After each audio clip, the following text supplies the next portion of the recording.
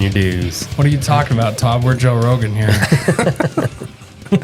Number one on the leaderboard. I wish. You haven't been getting big money yet from YouTube? No. In fact, we get like the least amount of views on the podcast on YouTube, at least right now. It'll get there. It'll change. All right. Welcome, everybody, to the episode 9 of the Beehive Biker Podcast. Today we have Todd Barlow on the show. Welcome. Thank you for having me. It's exciting. And we're going to be talking about, well, let me introduce Todd a little bit. So Todd is a cousin of mine, and because of that, we've known each other for my whole life, and good guy, and he's done some interesting things in his life, and so we're going to talk to him about some of those things. For as long as I can remember, Todd's ran businesses of his own, I feel like. I don't know. Have you ever worked for somebody in the last... Let's see. I'm 52 years old, and my whole working career, basically, which started out as an 8-year-old on the farm, I've only worked for somebody else for 2 years. The rest of those years I've been self-employed. Oh, there you go. Twice the hours, half the income. That's how it works. No, it's been an adventure, that's for sure.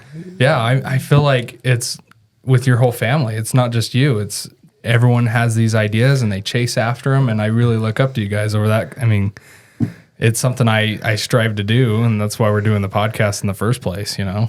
Awesome. Yep. So, all right, Todd, why did you start riding motorcycles? Oh boy, this goes clear back. I grew up on a farm out in Lewiston, and my dad had bikes to get the farm work done. That's what we going back and riding, thinking about the bikes we had when I was young. We had the CT90s Honda. They had a rack on the back of them, and that's what Dad moved the motors around to be able to hook onto the wheel lines and move them around. In fact, the CT90, if you know what that is, I think they made those from the 60s. Well, they make a new version of it now. They make a 125 trail. Oh, really? Yeah, they make a trail 125. It's been popular throughout the years, but even nowadays, Honda started to reproduce some of those original bikes from the 60s, and you got, the monkey bikes and the trail 125. That look just never seems to die. Oh, no. Classic. Yeah, very classic. But yeah, I can remember that those early days when I was, I don't know if I was 6 or 7 years old, but I would have to start out with a bucket or a block of cement, and I could get up on the CT90, and if I was having a good day, I could get going. Once you get going on a bike, the gyro effect kicks in, and you can pretty much stay straight. You know what I mean? Yeah. But then you have to stop. So when it came to time to stop, I'd have to look for the bucket or the chunk of cement so I could land my left foot on that and balance the bike. Luckily, they're kind of a unique design, and I was able to straddle them at a very young age. So that's just kind of throw the kickstand out as you're moving. Absolutely. Those were cool bikes. They had a high-low range. They do about 40, 50 miles an hour. But yeah, as far as a utility bike, those things were an awesome bike. Yeah. They never broke. I mean, we didn't maintain them like we should. Luckily they were Hondas. Luckily they were Hondas and don't need a lot. We believed in you don't fix it if it's not broke, and until the air filter was so completely plugged with straw and hay that it wouldn't move.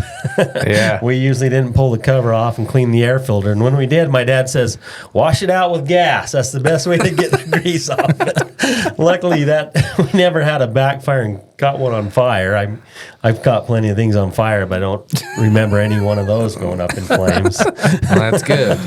But they were a good bike to learn on. I had an XL 75. That was the first bike I ever rebuilt. I drove the wheels off of it, and finally we did actually wear that old Honda out. Oh, really?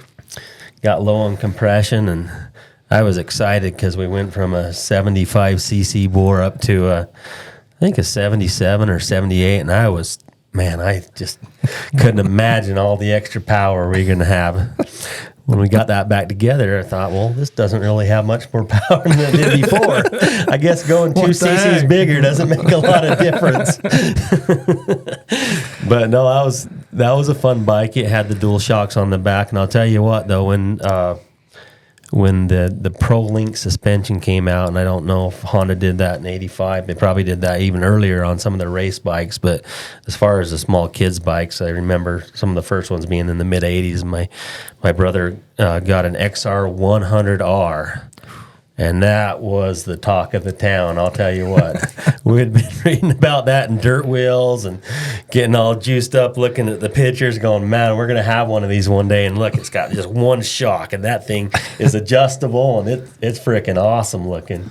So we got that, and my brother went spouting off to everybody in town how he could jump this great big gully, or kind of as a big drain, kind of in the back of our property. Is about 25, 30 feet across.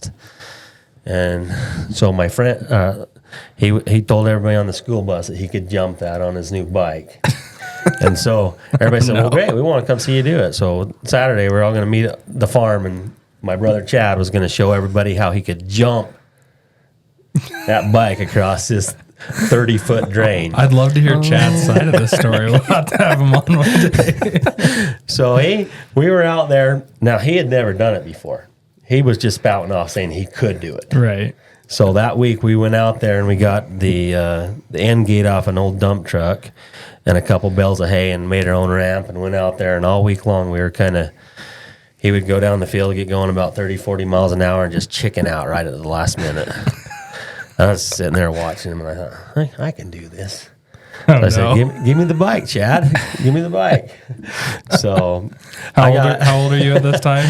12, if I was guessing, maybe 13 at the most. So I got clear back there, and it was never my intention to hit the ramp. But right at the end, I mustered up a ton of courage, and I kept on the throttle, and I hit that thing.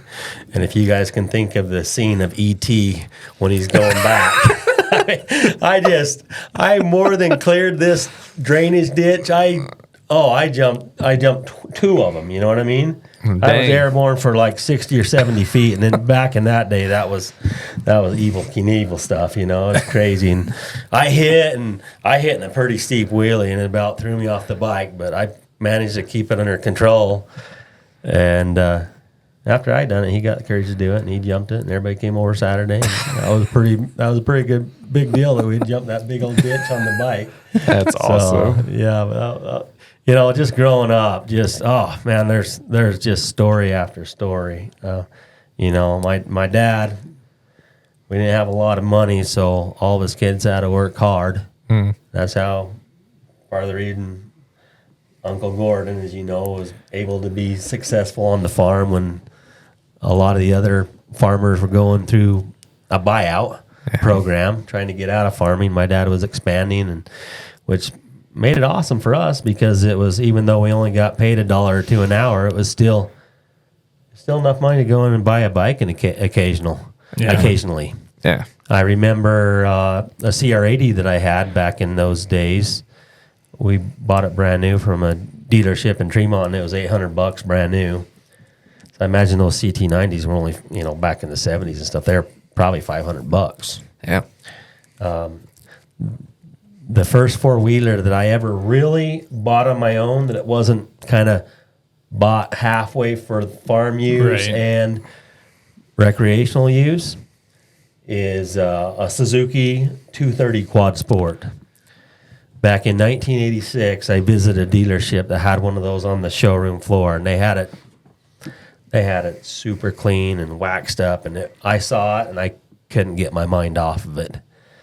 And I think the price tag was $1,599 for a brand new four-wheeler. I thought, how am I going to get $1,500?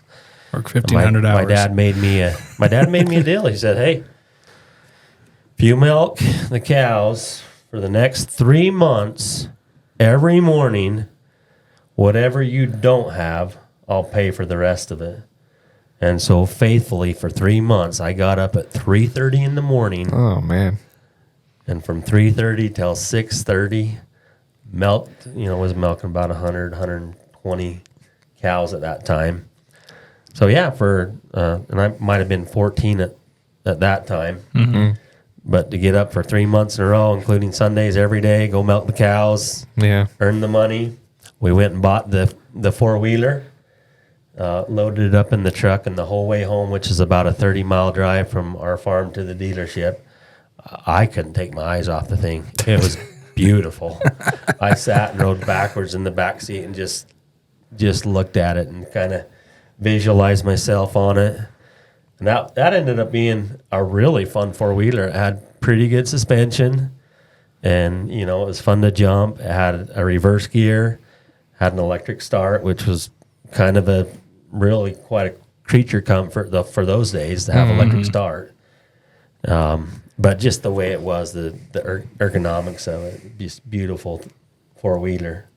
And over the years, I've pretty much owned race four-wheelers, bikes, utility bikes, enduro bikes, road bikes. I don't know. I've never really sat down and thought how many different four-wheelers, bikes, go-karts, everything. It wasn't just bikes. It was go-karts, tote goats. It was everything that we had out there on the farm. You know what I mean? We fixed them ourselves, kept them going. So that's how, really, that's how I became passionate about bikes. Now, life got real, as it does for most people once you get out on your own, got married. And I kind of went through a dry spell from when I got married. I kind of had to, it was all about making enough money to pay rent. And, Right. Kids were on the way and stuff like that. So the bikes for about, I'd say about 5 years of my life, they took a back seat. I always maybe had one or two, but I just didn't, growing up, my dad helped me buy them, and I had the money from the farm, didn't have many other things to pay for. All I pretty much had was a car, it'd be nice to go back to those days where all you had to worry about was just putting gas in the car and have a good running bike. Life was really simple. Really enjoyable. Not saying the rest of the time it hasn't been enjoyable, but it gets more complicated, as you guys are finding out. Yeah, definitely. Kids come, family comes, sickness, all those things. But the motorsports is always the thing that's kind of kept me excited. That's made it so I can deal with some of the other stresses that come along with life, whether it be sickness or your career not going like you thought it would. I've always been able to, I'm going to go ride a dirt bike or a road bike or whatever it is, and I can come back, and I'll tell you what, I am a new man. I am ready to tackle stuff again. It's kind of a reset, go out. I had a BMW C1200 road bike that I had bought. I was probably 30 years old when I bought it. And it was $17,000. I mean, that's not much for a bike nowadays, but when I bought that, that's like $17,000. It's a lot for a bike, especially when you're younger. But but that bike, I could always go out and ride that bike, and man, I could come home and just, I started fresh again. It was awesome. So, and that's kind of, I've had one story after another about bikes and motorcycles like that. And later on in life, as you know, I started a repair shop. Right. It was kind of always on my bucket list. I always thought someday I'd end up with a motorcycle dealership or something. Well, about 2006 is when I mustered up enough courage and felt like I finally was established enough in life that I could take a risk and do something. And I started part-time, just kind of buying bikes off one of the local sites we have here in Utah. I always like to buy road bikes in the winter. Right, when everyone's just trying to get rid of them. Everybody's getting rid of them. They're kind of done with them for the year. They're wondering how to store them. And so I always thought that was kind of one of my business philosophies. I would buy bikes on bad weather days and sell them on good weather days. You know what I mean? Do the same with snowmobiles. I'd buy them in the summertime when people are like, I don't know where to store this thing. My wife's getting pissed. You know what I mean? Was this all just operating out of your house at the time? So let's see. Yeah, before I started my Motorsports Unleashed business, I was always willing. I mean, I've really pretty much been willing and dealing in bikes my whole life, as far as flipping them, buying them, looking for a good deal. But then I took it to the next step and actually went into business. Started out at an old gas station. Is that the one that is now a gym now, or is that a different location? It's a gym now, and I went and got my got licensed with the state, and you needed to have enough room to be able to keep records and be able to lock them, and you have to, as far as the sales contracts and keep your titles and stuff like that, there were certain requirements that the state actually required, and so I have pretty humble beginnings because I rented a place that was an old gas station, but I only rented one corner of it, right? Well, yeah, literally one corner of it, which was the outside girls and guys' bathroom. We kept one of them a bathroom, and the other one we remodeled it, and that's where we put the computer and the file cabinet, and just had enough room to kind of do basic, just write up a sales contract or whatever. And I was selling used bikes, doing pretty good at that. And then we got into, started venturing out and picked up a few other lines, some weird stuff. If you've ever heard of like the Argo and Max amphibious vehicles. Oh, I remember those. We picked up that line, you know what I mean? The 6-wheelers. It pretty much let anybody that had, wanted to buy like 6 or 8, 10 units, had kind of set you up as a dealership, you know what I mean? And then I started, I kind of rode that Chinese wave for a little while. People were fixing up the little pit bikes and stuff like that, and scooters were really hot. All the car dealerships were selling scooters or giving them away with a car, so we started selling some off-brand scooters and but still basically buying stuff. And then we had a buying and reselling stuff, name brand stuff, Honda, Yamaha, Polaris, Suzuki. We started having people ask us, hey, do you repair this stuff as well? And so we actually hauled in a construction trailer, had enough room for it in the back, and started. That was kind of like the humble beginnings of the repair shop. Bought a tire machine and started doing tire repairs and change outs and oil changes and tune-ups, just basic stuff, carburetor cleans. That's a lot of what you do nowadays, just a lot of there's a lot of bad fuel problems from people just storing their bikes or not using them enough, and the fuel kind of gunks up the carburetors. The fuel-injected bikes don't seem to be too bad. The fuel pumps at 40 to 60 pounds, so it seems any crud in there, it seems kind of push it through. But a carbureted one, it gums up pretty quick. If you're not putting non-ethanol fuel in it, and you got it out in the heat of the day. Oh yeah. And plus just the hot and cold cycle, day and night, you get quite a bit of condensation build up in the tank. So yeah, we started out just doing basic repairs, and then we found some lines on some helmets and a few other gears. Eventually got set up with Western Power Sports and Parts Unlimited, and started selling goggles and helmets and boots and gloves and that kind of stuff. And that was in 2006 that I started, and I stayed at that little location for 2 years, and we made a pretty good. Well, to me, it was a pretty good move. We actually moved into, trying to think of the square footage, a building that had it had probably 2,500 square feet in the showroom, maybe 2,000, and a shop that had 1,000 square feet, 3-bay garage, and big upgrade. Big upgrade. It was a little bit scary because it was right when the economy was kind of taking a hit. If you guys think about, 2008. 2008, you think of the housing Yeah. recession, things were a little bit low in the economy, you know what I mean?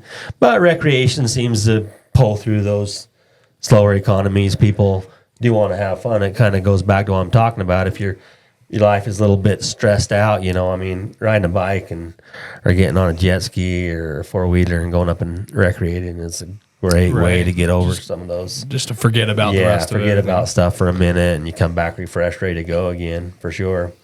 Now, did you guys build that place, or was that one that was available and you just rented it? Yeah, it was available, and our rent went from, $300 a month to $3,000. Mm-hmm. So, and I know $3,000 doesn't sound like much to a lot of folks, but at the time it was a big jump for me, you know what I mean? Mm-hmm. But we never, we was always able to make rent no problem and make, the whole. I did that from base. I had owned and operated the motorsports store from 2006 to 2019. Always made a decent living. Provided for my family. Had plenty of toys. Had just a ton of good experiences. It was 95% good owning a business. You talk to any businessman, there's always that drawbacks in any business, right? But overall, met a lot of good people. Fixed a lot of machines. Sold a lot of stuff. I looking back on it now, I was what they call an independent shop. Mm-hmm. So I didn't have the backing of Honda, Polaris, Suzuki. Those franchises weren't really available in my area, and I wasn't really willing to move to an area where those franchises would have been available. Well, and you just had Honda and Yamaha right down the road from you. Yep. And so, sometimes I think maybe should have went and worked for one of those places and got in good with the owner and tried to work through management and became a partner or something at some point in time. But I was always too kind of wanted to try stuff on my own, which is good. Yeah. It's a good trait to have. But as I get older and you look back, you're like, well, you can actually learn a lot going to work for somebody else too. Yeah, someone who's been doing it. Figure out the trades of the tricks of the trade, so to speak. So, yeah. But, we went from all those early days when we were selling scooters and stuff at my little lot. Saturday would come along and, man, we'd sell 10 or 15 scooters and little pit bikes and stuff like that, you know what I mean? And there was awesome margins on those. And, but as we moved into the other shop, really a motorsports dealership, it's kind of 3 to 4 businesses all wrapped up into one business. You basically have your sales, you have your service, which is another part of the business. It's a business in and of itself.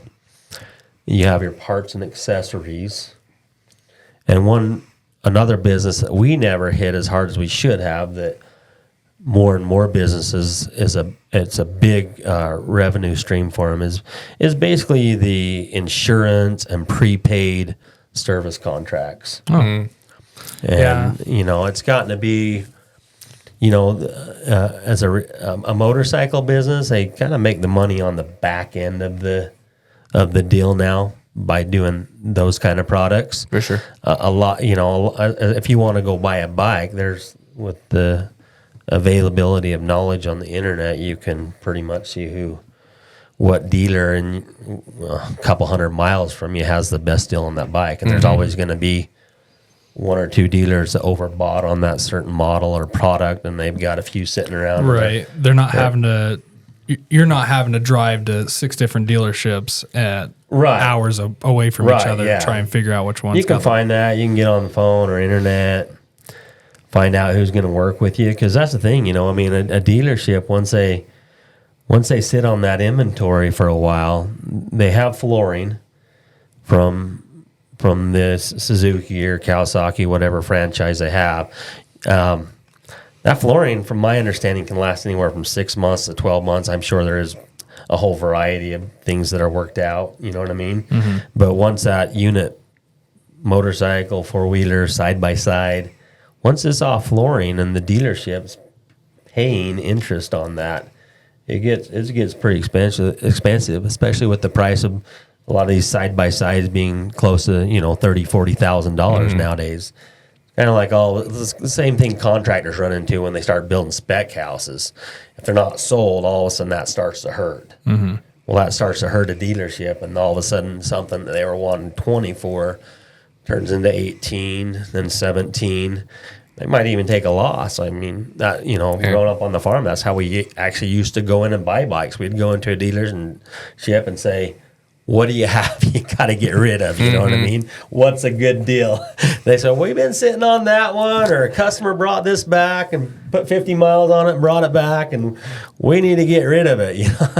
That's the kind of deals we'd always look for. So, yeah, it never hurts to do that. So, yeah, as far as being a motorcycle dealership, a lot of them are making their money on the back end. A lot of these new units do not have, and like I said, once again, I always want to remind you, listen, I didn't own a franchise.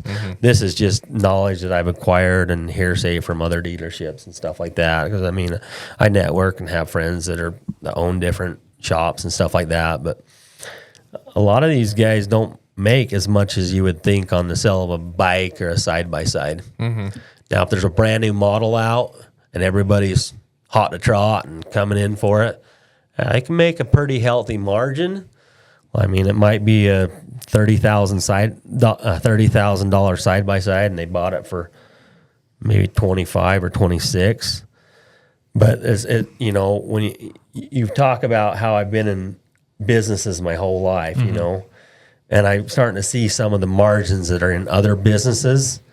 Yeah, when you sell motorcycles, you're not buying them for $10,000 and selling them for $22,000. It's just not going to happen. You know what I mean?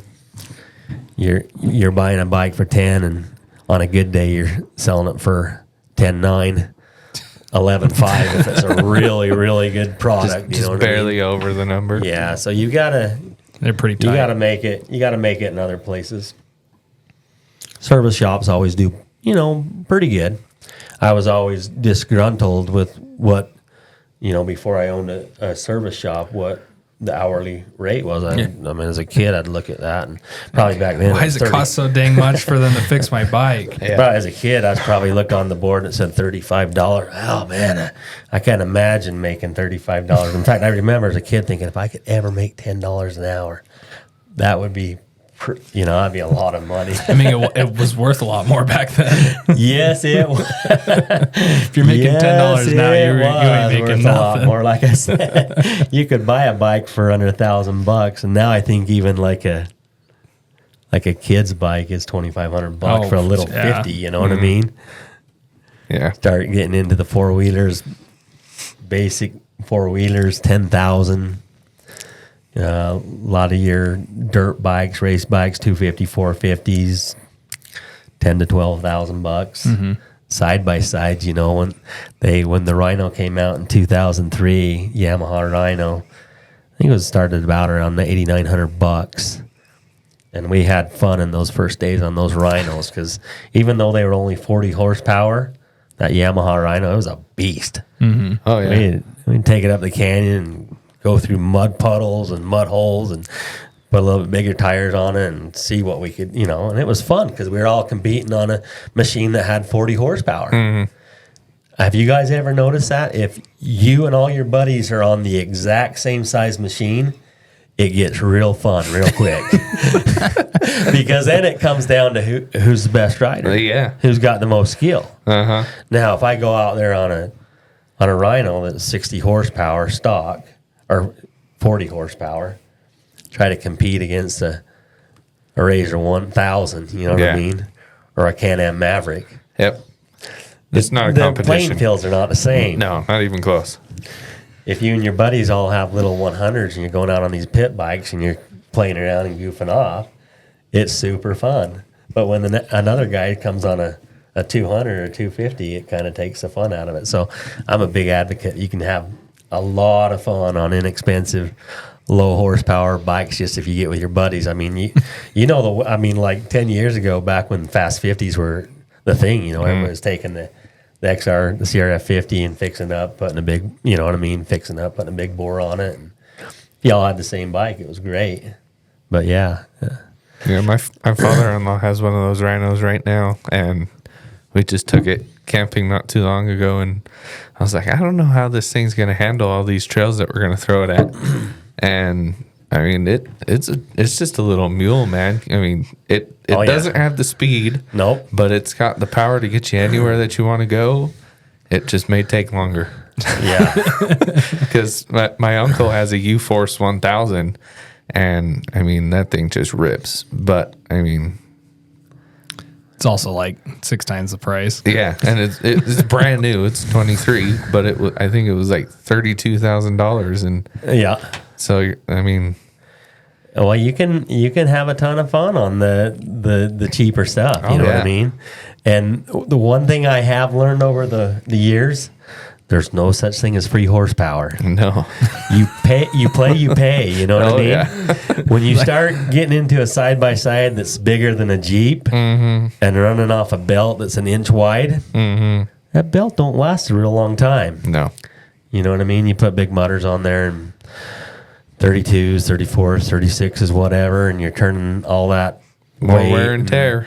It goes through stuff. A belt used to cost $19 back when I was a kid. How much is a belt like that? For Like, bikes nowadays, you know, a lot of bikes most bikes are belt driven nowadays. Those belts are pushing $300. You know what I mean? Yeah, Your side by side belts, they're a better belt. They're a Kevlar, more high performance belt. But yeah, you burn a belt on a side by side, trying to get out a mud hole. That just cost you $250, and that's if you're doing the change out yourself.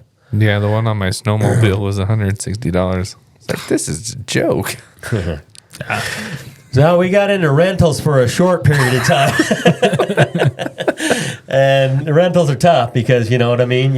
You want to rent stuff out. You kind of hope you can make some money, but you know the old saying, drive it like you rented it. You know what I mean? Drive it like you stole it. Drive it like you stole it. You know, I mean, people, when they rent something and they're not familiar with, you know, how quick stuff can break, they can usually damage it quite fast. Yeah, how much maintenance are you actually putting back into the thing that you just rented for 2 days? Yeah. I see these guys advertising they'll rent their side by side for $200-300 a day, and that sounds like a lot, and it's actually a pretty good deal if you have like a $30,000 side by side to be able to go rent that for a day for $200 or $300 is reasonable. But I've often thought, God, I want to go rent one of those from 4 o'clock in the morning till the next day and put like 1,000 miles on it. Just get some trail and just ride it and then bring it back. And they're like 1,000 miles. have you seen those?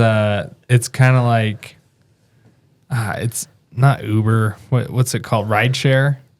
Oh, the Turos, where you rent the car and like you take it for the day. Take somebody's car, but like there's a motorcycle one. I can't remember what it's called, but there's people that basically Airbnb their motorcycle so that you can borrow it for the day. I'm like, dude, I would never do that.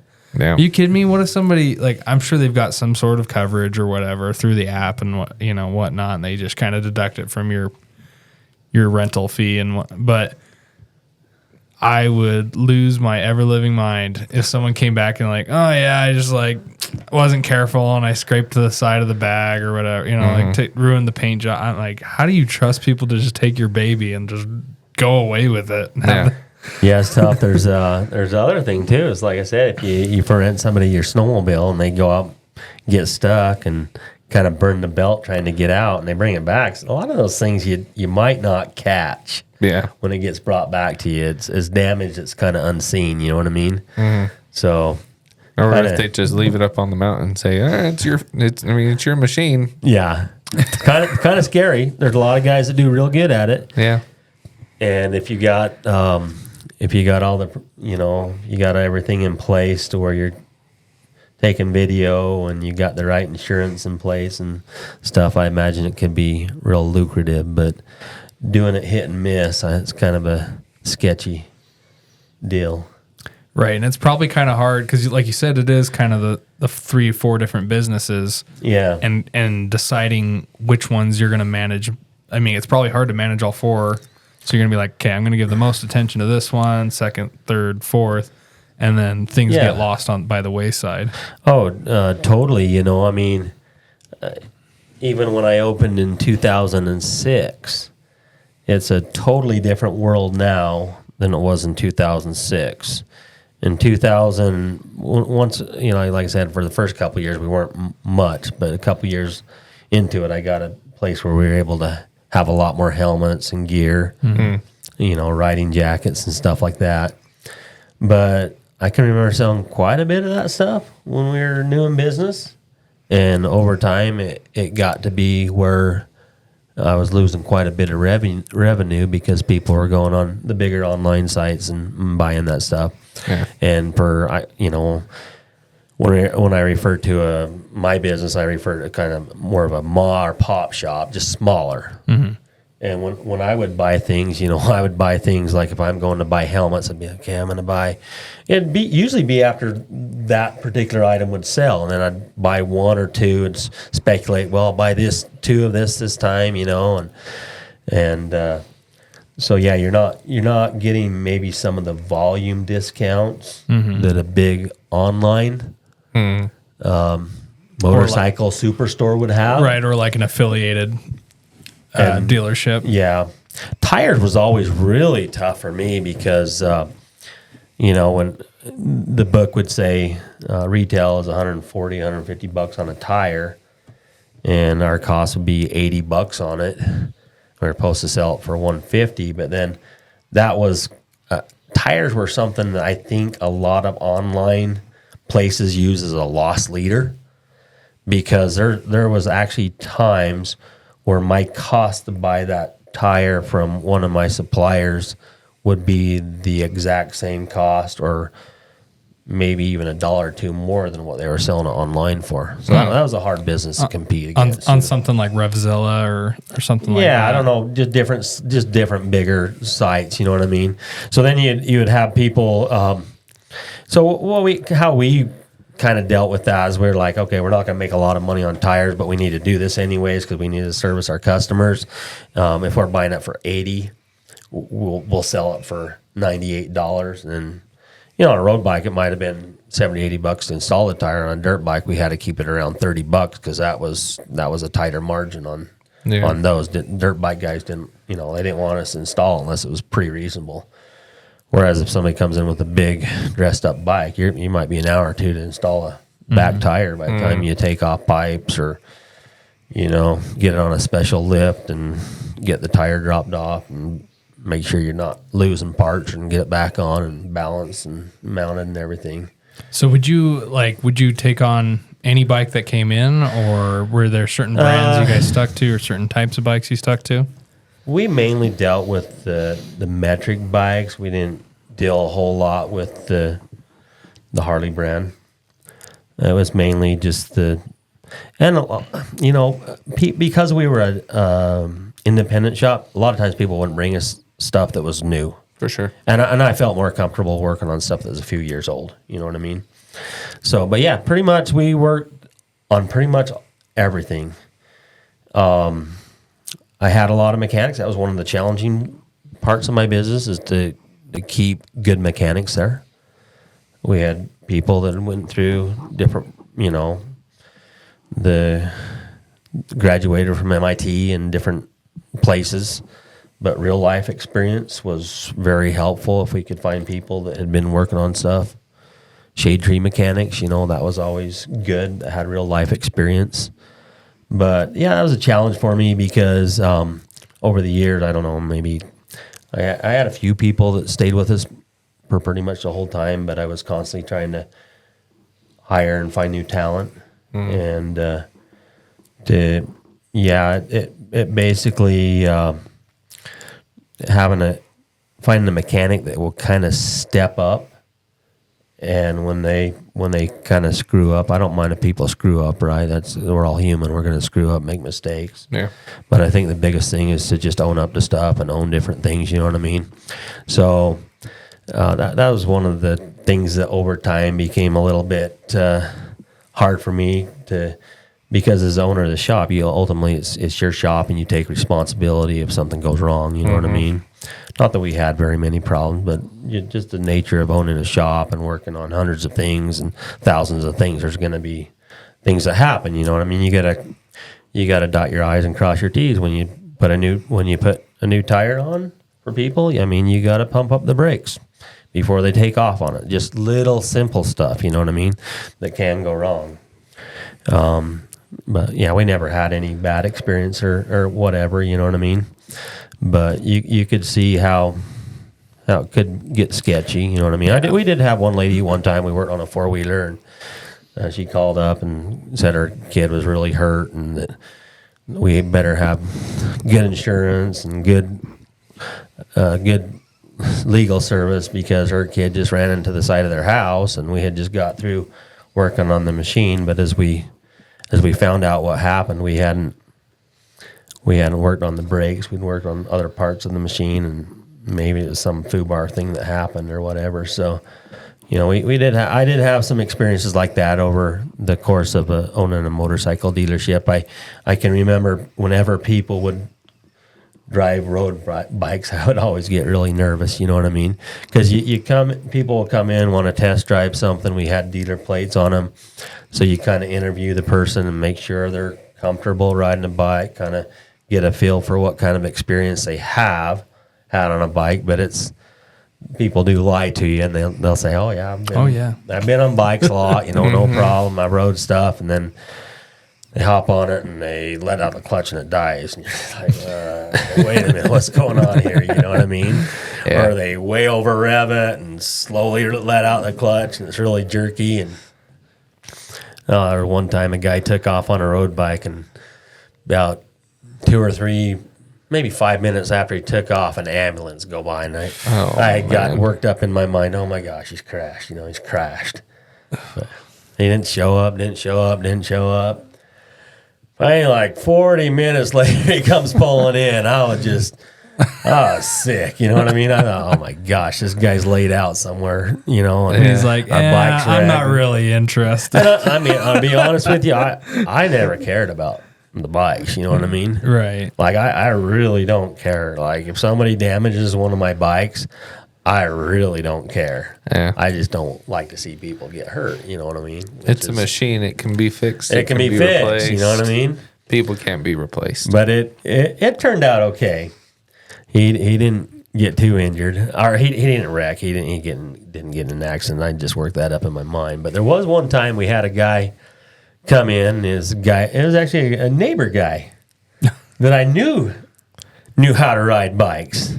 So I didn't do a very thorough interview saying, hey, you know how to clutch and do stuff, and here's the brake. And he'd been on bikes. He got on a TTR 230, kind of a little dirt bike, you know what I mean, mid-sized dirt bike. And he took off on it, and I don't know if he had something to prove or whatever. He started just going through the gears like a madman, first, second, third, just hitting it hard. He got up to about 30 miles an hour by the end of the parking lot. And he freaking hits the front brake, dude. And it just throws him right on the asphalt, right on his head. I was dumb. I didn't make him wear a helmet because he's a neighbor guy. I knew he knew how to ride bikes. I thought he was just going to get on it and kind of gently go through the gears. No, he takes off like a madman and freaking just yard sales at about 30 miles an hour, hits his head on the asphalt. Doesn't knock himself out, but knocks himself a little bit silly. Yeah. And by the time I got over to him, I mean, he had a decent-sized goose egg. I mean, it was pretty good even after 30 seconds after the accident. Mm-hmm. Well, I saw him about a week later. Holy cow, I have never seen somebody have a goose egg. It was literally the size of a softball. Just like a blood blister or something? Well, whatever happens when you have that much impact. Oh my gosh. And your body's trying to heal that much damaged tissue, you know what I mean? And that was only at like 25, 30 miles an hour. Like imagine, yeah. That's why on the helmets are so important. Yeah. You know, you're gonzo if you're hit it too fast. I definitely had to change my policy after that and make sure everybody that test drove stuff, wore a helmet. Then the worst thing was kids. We get some dads in there. Oh yeah, we sold little 4-wheelers. Mm-hmm. So of course, everybody's gonna try before they buy. I mean, ideally, we'd like to just sell it and get you out of there, and you can wreck on your own at your own time and place. You know what I mean? But no, people. Well, can my kid ride it? Well, against my better judgment, yeah, we'll let your kid. He knows how to ride. Oh yeah, he's been on 4-wheelers for 6 years now. He's awesome on 4-wheelers. He's only 4 years old. Yeah, he's only 4 years old. He's been on bikes for 6 years. But like I tell you, we wouldn't let like some 4-year-old, but the kid's like 10 years old. I mean, we'd kind of walk around with him and kind of hold on to the 4-wheeler. But there was at least 2 or 3 times where we'd started up. Tried to be giving the youngster some instructions, talking to his dad that, hey, will you walk around with him and keep one hand on the brake, one hand on the handlebars? And there was at least 2 or 3 times where all of a sudden the kid would just get whiskey throttle out of nowhere. You know what I mean? They'd go to start out and then just like, oh, yeah, if a little's good, all's great. How many times I'd have to lift up the back of the 4-wheeler, take all my strength because you'd kind of be walking off to the side and then just try to lift up the back of the 4-wheeler, scrambling to hit the key switch or the tether or the kill switch, get it shut down. Oh my gosh. So yeah, owning a dealership has, there's no dull moments, that's for sure. Full of fun. Oh man, I can't even imagine. No, it was great. I mean, it was great for me. Now, if you ask my wife and my family, dude, it was 16 hours a day. Because, I mean, when I was a small operator. When you're a small business, I wasn't handed money. This is something I was trying to build up on my own. If you look at a lot of shops, a lot of guys own shops. What I've found is they've been successful and they love the sport. They want to have access to new rides all the time, and so they invest or something in a dealership or part owners of a dealership and gives them access to toys, and they get to be around everything, and they don't really, maybe they do or don't care if they make big profit on it. It's just something they want in their life. You know what I mean? That wasn't the case for me. I had a house and car and truck and all that stuff I'm trying to pay for, employees, all that stuff, all that fun stuff as you're going through life. So yeah, I did have to make money, but there was a lot of times, I didn't get away on vacation a whole lot while I had my motorcycle dealership. But the times I did, I'd drive my motorhome down to the shop and thought, well, I'm going to stop here for 5 minutes, 5 or 10 minutes. I got just a couple things I got to do.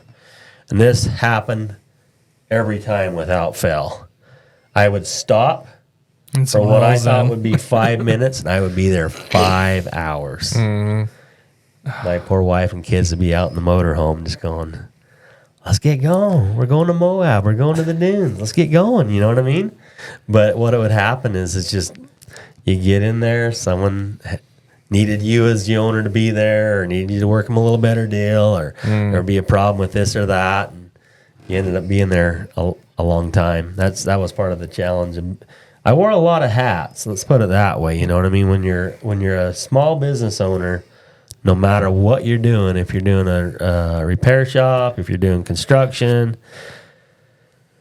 whatever you got yourself into, a lot of times when you start out, you're gonna wear a lot of hats. For example, I'd come in 5, 6 o'clock in the morning. I'd start mechanicking because I opened my doors at 9 o'clock, and I knew after 9 or 10 o'clock it was going to be extremely hard to get mechanic work done.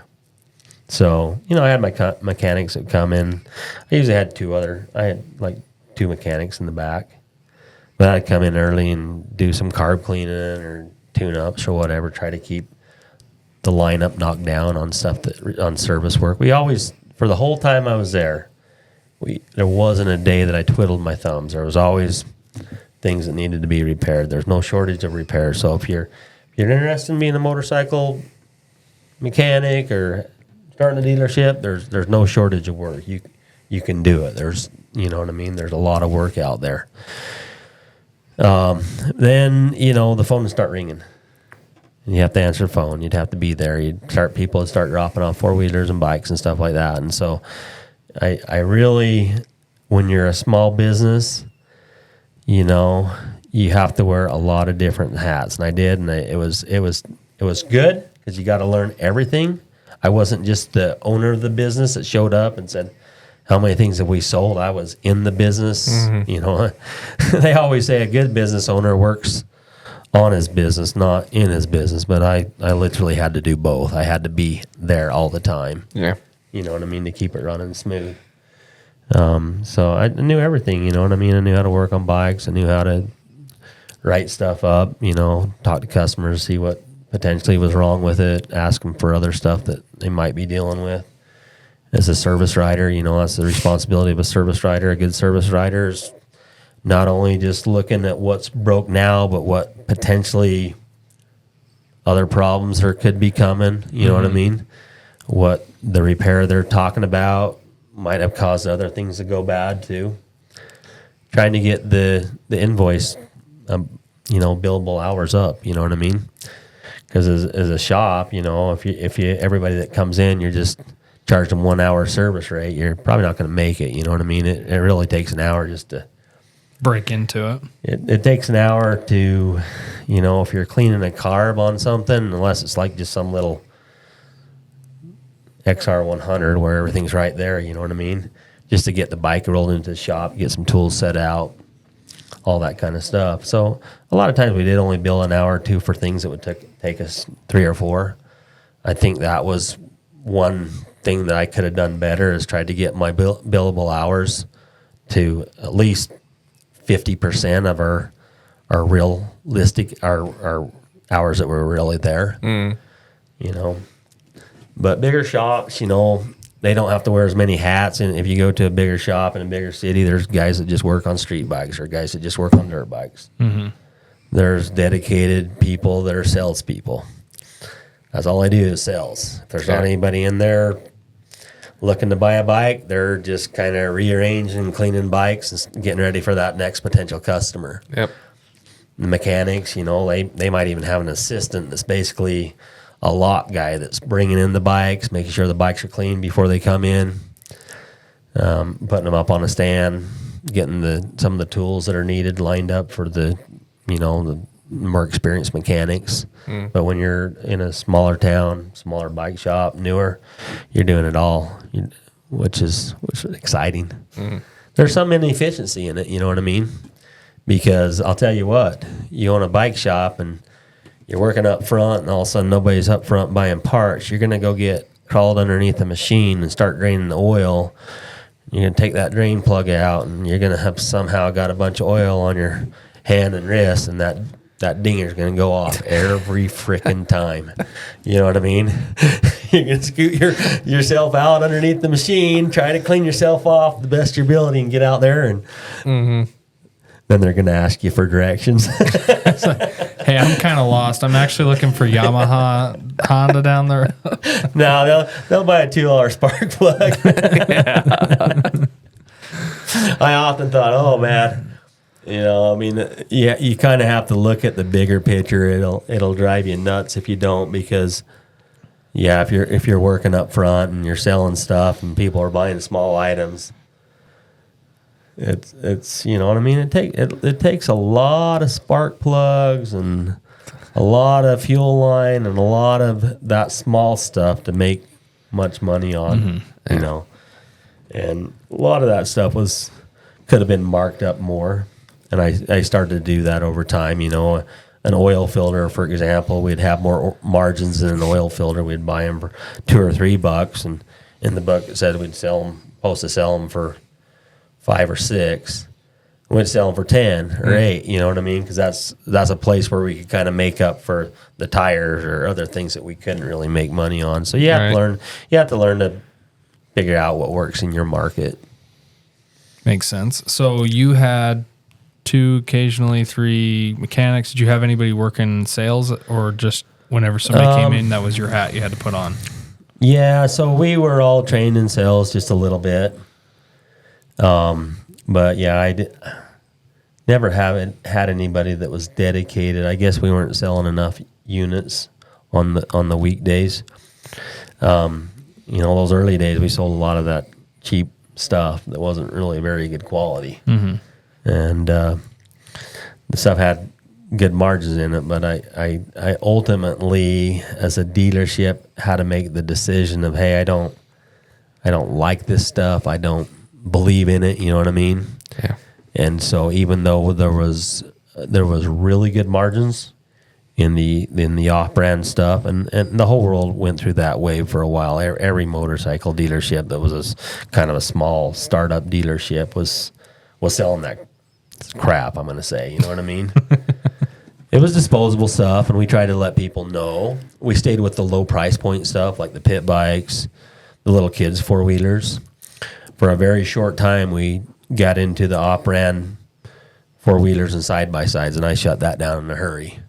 Because, they were, it's one thing if you buy your kid a bike for $500 or $600, you're not expecting it to last like forever, right? Right.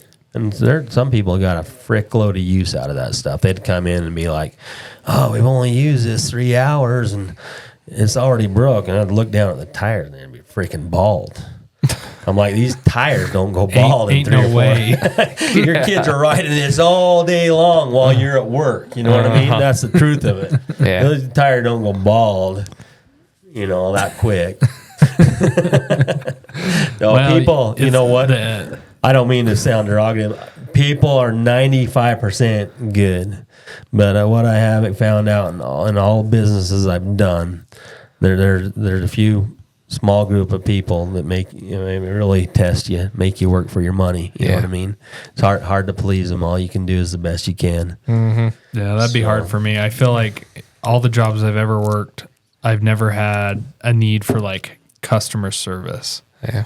Like I worked in a factory, I worked in a warehouse, I worked as an electrician, and now I work in maintenance. And it's just like I've never had to deal directly with a customer.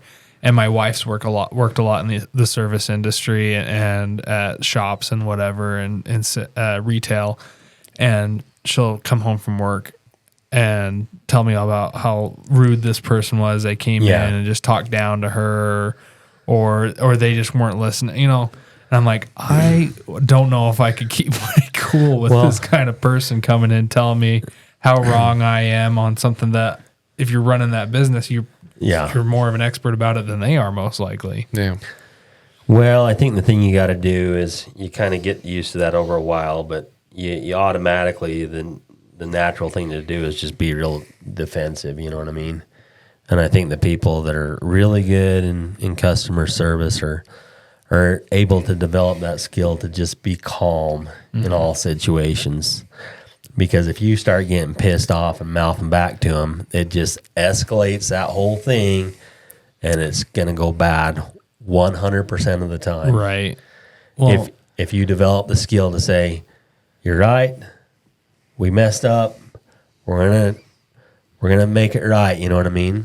Now, having said that, I do believe there is certain situations where the customer is 100% in the wrong. And there is a line, there every once in a while you come to a line where you've got to hold your ground, you know what I mean?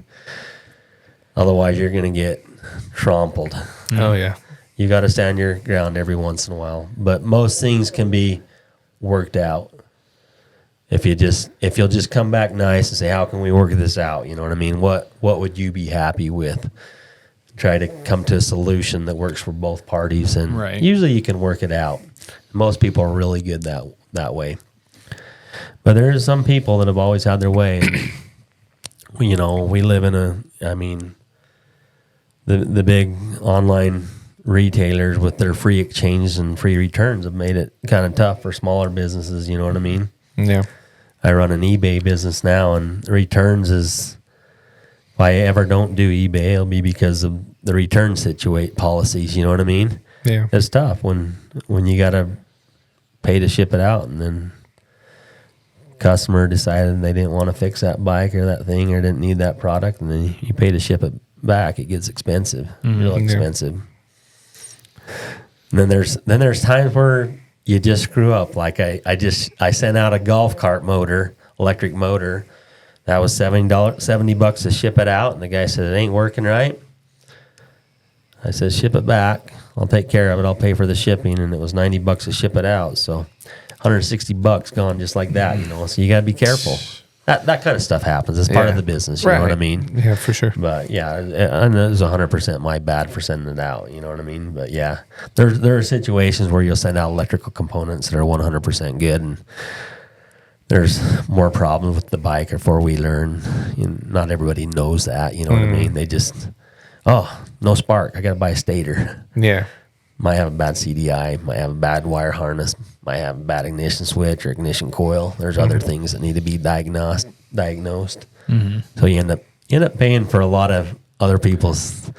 You end up making it so people can diagnose stuff on your dime. Yeah, which gets a little bit spendy and nerve wracking at times. But yeah, overall it's good. Like I say, you got to look at the whole picture, because if you look at it transaction, you're going to drive yourself nuts sometimes. Yeah. So you said it went till 2019, right? Yeah. So in 2019, I've just basically, I didn't have any hope of getting a franchise, and I was going to always be the place that was just the smaller independent shop. And it was starting to take a toll on me and my family. Just always made good money, but I was working kind of stupid hours. Mm-hmm. And it just kind of came to a point, you know, I'd been toying with the idea of shutting it down, tried to sell it to one of my mechanics, but he couldn't come up with the financing. So our books, when you're a business owner, sometimes the books don't always look like you're making tons of money because you're not wanting to pay tons of taxes, right? Mm-hmm. So, not saying you're dishonest or whatever, but you're not showing that you're making lots of money unless you're trying to prepare a business to make a lot on it. Then you're going to show that the business, you're going to escalate everything and show that the business is doing phenomenal. I was kind of doing the opposite. So, I just got to a point where it was kind of like, I'm ready for the next adventure in life, and I was able to cross that off my bucket list. You know what I mean? I'd worked on enough motorcycles. A lot of guys get into this industry, and after 4 or 5 years, they kind of lose their passion for riding and being around bikes and stuff like that. Because, I mean, could you imagine if whatever your work is, you go home and that's your fun too? You know what I mean? Yeah. They say best way to kill your whatever your passion is, to make that into your career. But that never happened for me, even though I'd round bikes all day long. I'd come home, work on my own, ride my own. I always continued to stay really passionate about motorcycles and going riding. It did cut down on my riding. Like before I opened the shop, I'd go to the dunes all the time, you know, 4 or 5 times a summer. I'd be at the dunes riding for the weekend. And then, when you're a business owner and you got a lot of responsibilities, it cuts it down maybe twice a year or something like that. So yeah, that's one kind of if you think you're going to open up a motorcycle shop and ride every weekend, think again. You're going to be working on everybody else's stuff, and you're going to be working while they're playing. Yeah. So what does it take exactly to get a company like Honda, Suzuki, Yamaha to sign on or like make an agreement to be a dealership? What does that really entail? No, that's a good question, because I can maybe partially answer that. First of all, it's got to be a market that's big enough for them and that's actually open. In other words, there's no, I think they have, like, based on the demographics and of a certain area, they might allow dealerships to be spread apart every, in a big city, you might have a Honda shop 5 miles away from the next Honda shop, or out in the country, it might be 100 miles, you know what I mean? Mm-hmm. But the OEM, the manufacturer, wants you to succeed, so they don't want to put you right between two good dealers that are just selling enough that they can stay open and put a third person there, you know what I mean, and cut the business in half. Right. And then nobody's able to survive. So there's definitely a mathematical formula that's based on demographics, population, all kinds of different things they weigh in. Maybe what the medium income for that area is, different things, you know what I mean? But they do, the OEMs do protect their dealerships. You're not going to just go open up a Honda shop right in between two existing, established motorcycle dealerships that have had an ongoing relationship. Yeah. So that's something you just have to work out with the OEM. You have to, you'd have to have experience in the industry. You would have to be financially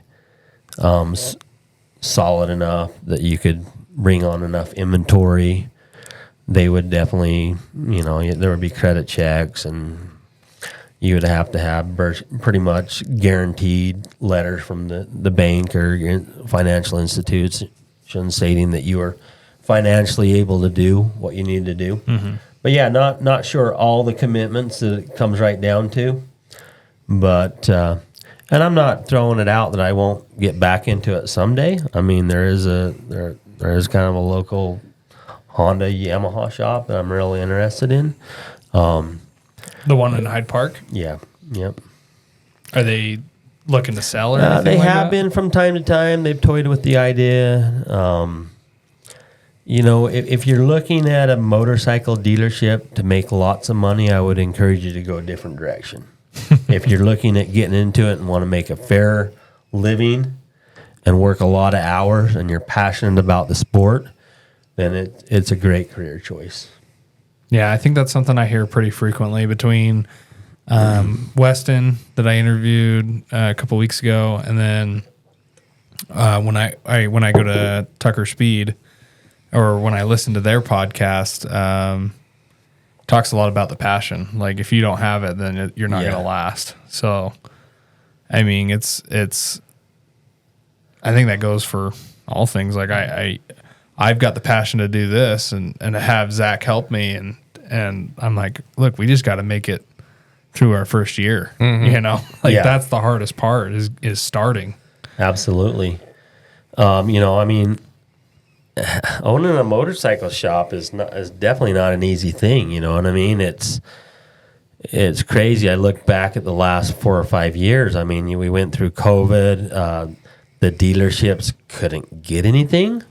Yeah. What they could get, they sold right away. They were wanting more.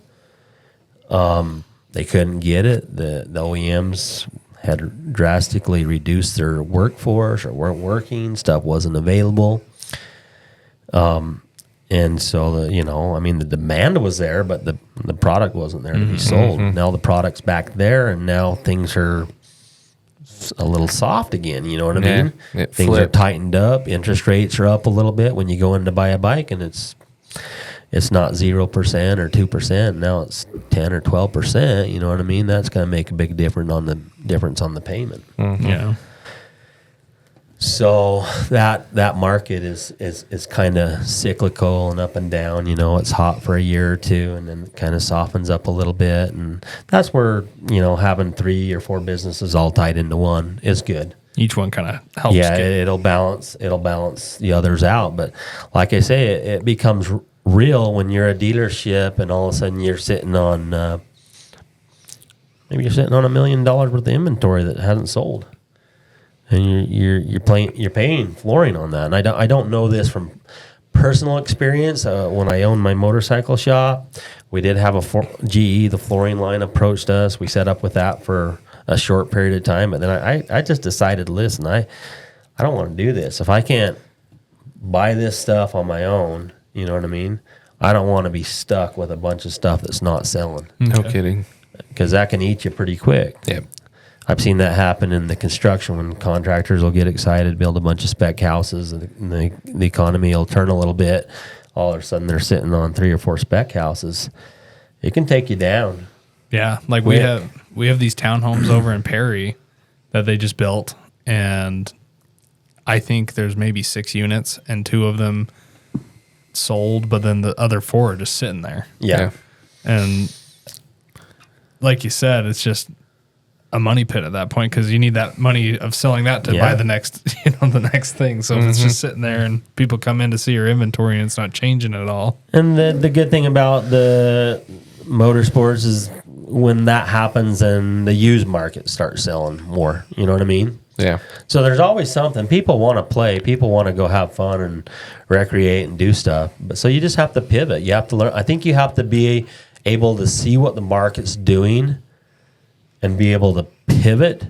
So you're not the guy that's still buying inventory like crazy. I see this out there now as I'm traveling around and I'm looking at boat dealerships, I'm looking at RV dealerships. I'm going, that is a lot of inventory on that lot. Yeah. You know, you might go past an RV place and you're like, dude, they got like 500 motorhomes and campers on that lot. Not a single one has moved. And you're just like, somewhere along the chain somewhere, this is costing a ton of money. Yeah. Mm-hmm. I don't know if it's the dealer that's paying for it. I don't know if it's manufacturer. You know, but that stuff doesn't weather good. Doesn't sit out and do good in the weather. Right. So you got to be careful of that. You know what I mean? There would be times. I mean, I ran into that with what I was doing, and that's why I can speak for this somewhat. Like, for example, I'm case in point, when we picked up the amphibious vehicles, I think they required that I bought 3 or 4 to start out to become a dealership. So I bought those, and nobody in this valley had ever seen a 6-wheeler amphibious vehicle.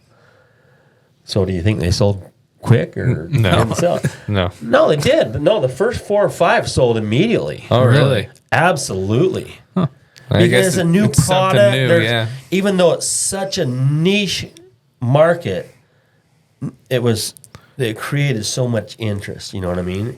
And we do have river bottom property around here, and so people that have river bottom property, they're a great thing to have if you got areas that are flooded that you kind of need to feed cattle or whatever and go through a marshy area and stuff like that.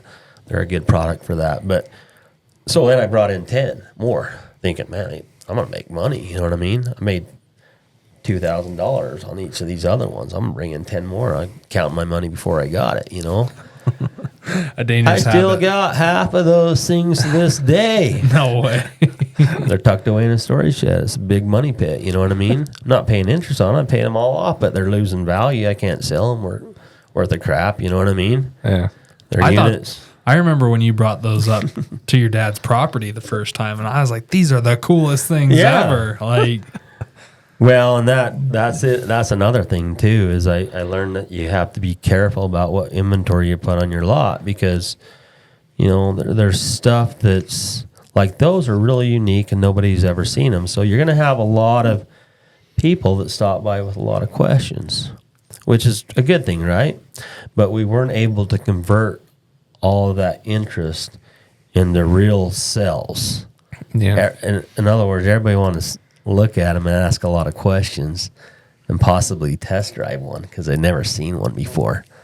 But they didn't want to spend $12,000 on one and take one home. those things were like a tank. Like, they had like the 2 handles, and it's like, oh yeah, they're pretty cool that way.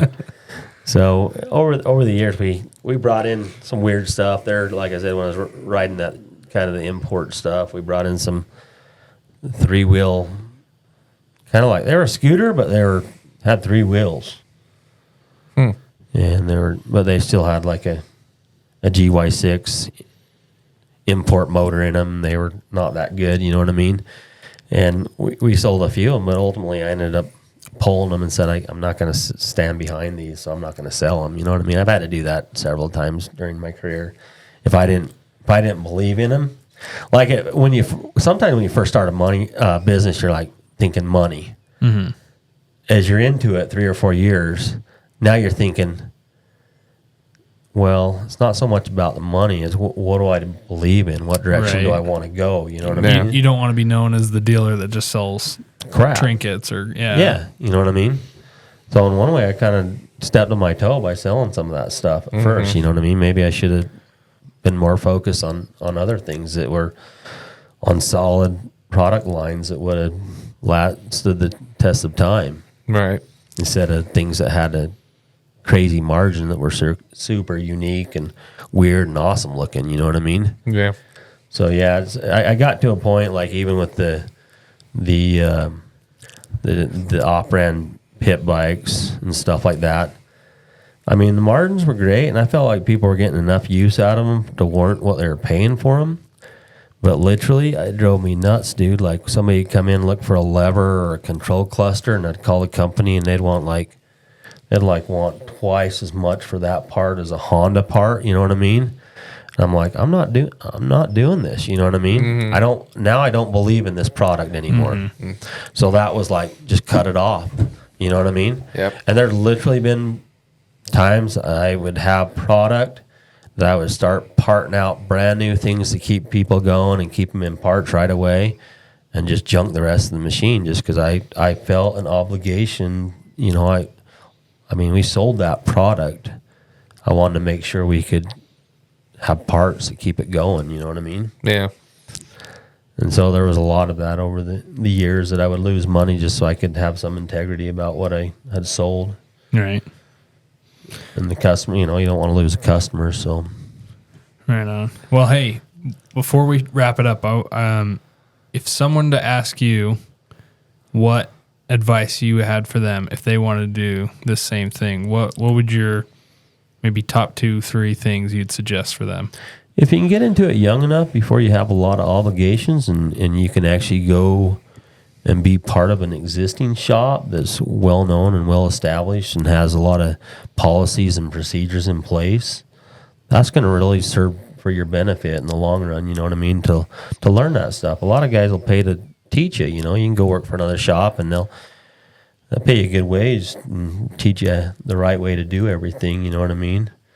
If you can have it, go work for a place like that, it'll also expose you to it and make sure it's really something that you want to stick with.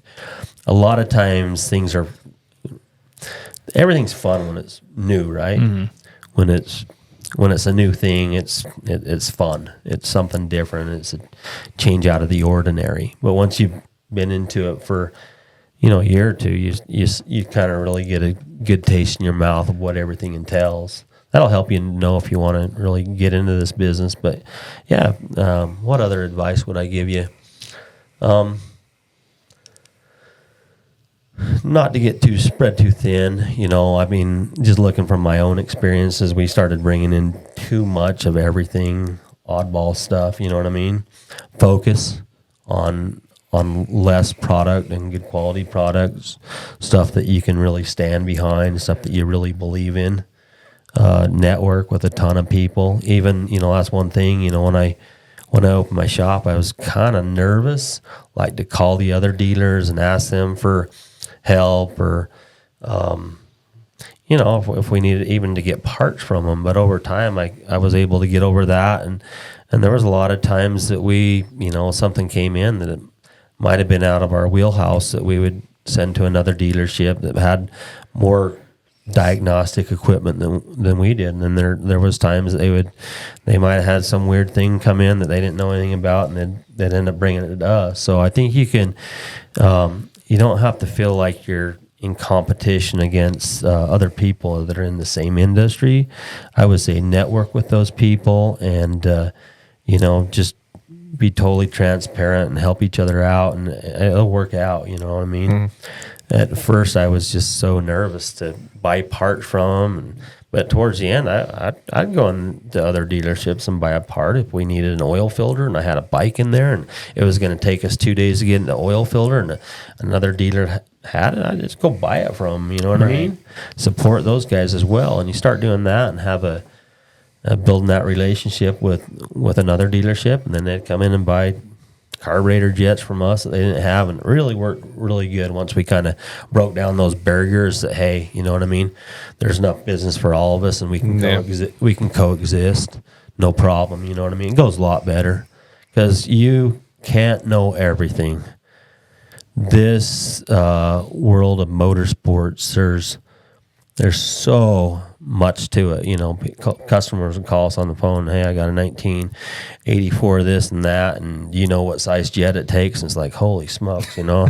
There's like thousands upon thousands of different models, you know what I mean? There is no way in my lifetime I could ever know everything, you know what I mean? Yeah. So don't be afraid to ask for help. That's the other thing too, is you know, as you get older, it's harder to swallow your pride and ask for help. You know what I mean? You feel like you kind of have this feeling that you should know. You know, I said I'm 50, but when I had my shop, I was in my 40s. Sometimes I had this, man, I should know all this stuff by now. You know what I mean? But like I say, you never can know. So just being humble and not being afraid to ask if you need help. If you're working on something and literally can't figure something out, or it's not something that you do, don't be afraid to ask for help. Right on. People will help you if you ask in a nice way. For sure. Zach, any last questions? No. Well, thank you, Todd. Absolutely. It's always been fun to have you around. You're always the life of the party. I feel like you're bringing all the fun toys to everyone else to play with. Yeah. I do enjoy that very much. Yeah, I have a whole barn full of toys. That's for sure. Well, right on. Thanks for coming today, and Thanks for having me. Thanks for Hope you have sharing me your again. story. Oh yeah, for sure. But we'll call it quits for today. Thanks for listening, everybody, and we'll see you next week. Awesome. Thank you. Thank you. Bye.